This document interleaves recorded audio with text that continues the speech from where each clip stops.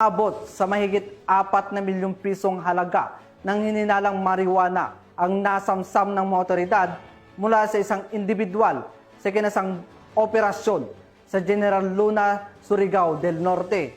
Yan ang tinutukan ni Patrolwoman Nicole Villanueva.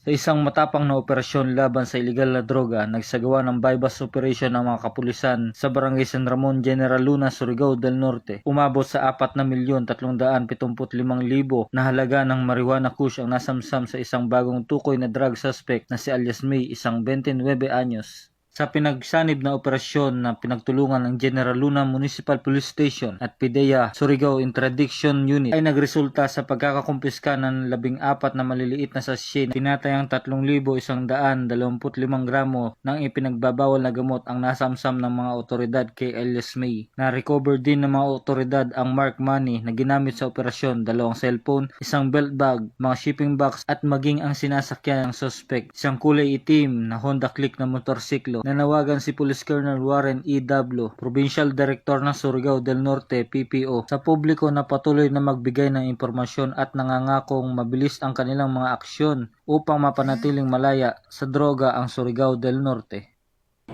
I would like to congratulate sa katong mga tao na nagtabang sa MUA na naghatag ng impormasyon para madakpan yung Mula dito sa RPW13, ako yung Police News Network Correspondent, Patrolwoman Nicole Villanueva, taga-patas, taga-taguyod ng Balitang Police.